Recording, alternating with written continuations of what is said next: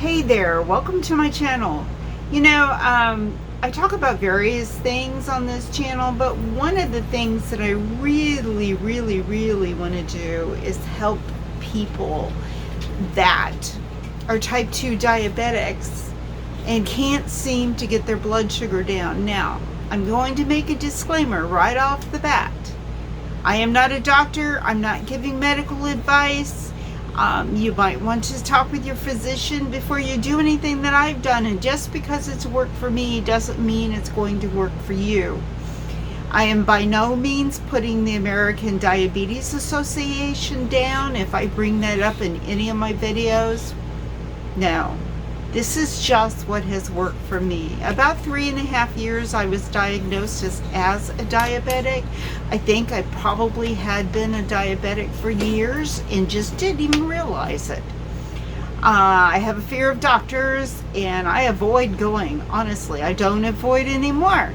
I really want to see what the A1C is so I can see where I am with my blood sugar and compare that to the daily readings that I get from my own glucose checking, and I do it 3 times a day. I check because I want to be in that range between 80 and 120. A lot of people say right now that the 120 is really high. Yeah, you're kind of pushing it there. You're in pre-diabetic. But actually my real goal is between 80 and 106. I have so much to talk about, from dawn phenomenon, from getting off of insulin to low carb diet to zero carb diet. Zero carb diet is technically, if you eat eggs and you eat cheese, zero carb doesn't really happen. But let me tell you, you can get close to zero carbs. And if you stick with me, I'm going to pursue 2, 3, 4 videos and maybe even more and take you through my journey. I've just recently realized that I went to zero carbs. And this happened about 6 months ago, but I just realized that I made that switch to zero carbs and didn't actually adjust my macros nor my way of eating to match a no carb diet. I was still setting my macros based on keto, and that's kind of a mistake. Took me about a week, not a kind of mistake, it was a mistake. It took me about a week and a half for my body to start adjusting once I made the switch from just eating until I felt satisfied, and most of that is animal products, and it just didn't feel right. I felt full and I couldn't get enough food down me, and I think I was in a starvation mode. And now my blood sugar is regulating once again. It never went up a whole lot. It maybe went up 8 points, but 8 points to me, I'm picky. Let me tell you, I'm picky about that blood sugar. I just know the lower the better. I am no longer on insulin. I'm on metformin. I have lost a lot of weight. Since I started tracking it, I've lost about 60 pounds. Maybe 40 of those were keto. Before that, before I was diagnosed as a type 2 diabetic, I was on what appeared to be a healthy diet. I was drinking smoothies, I was eating whole grains, I was watching my fat content.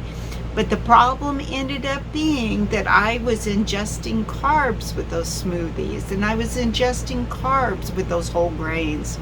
And what I thought was the perfect American diet for me was actually adding to my insulin resistance, and was actually adding to my pre-diabetes, and I went into diabetic. In fact, when I went into the hospital, I had just started a program. I spent a ton of money, almost an entire Christmas bonus, on this wonderful blender. It's one of those expensive ones, nearly a commercial one. I thought, I really like these smoothies. spinach and fresh vegetables and all sorts of great things in these smoothies. No sugar, no honey, but full of carbs. Little did I know. I'm going to put this out there just as my initial journey, my weight loss, my blood sugars. When I went into the hospital 3.5 years ago, my blood sugar was 399. They ran an A1C blood work, and my A1C was, I believe it was 11.4. I'm down into the 5s now. Sometimes I'm up to 6.1 when I change my diet a little bit. I recently have recovered, still some symptoms from COVID, and during the first 2 weeks of COVID, my blood sugar remained, it just went neutral. I wasn't eating a whole lot though. When I started eating, the blood sugar shot up, and that concerned me.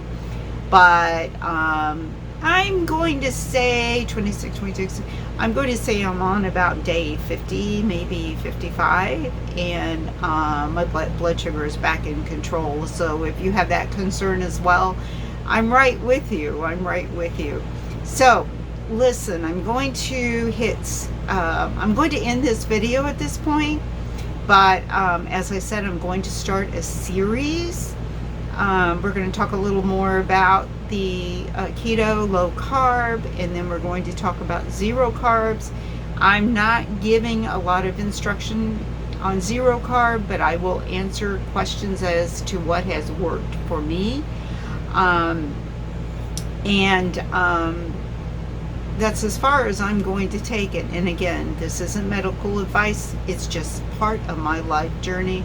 And I really, really thank the good Lord that I believe He was watching over me, and with my own research. I mean, there's so much information out there.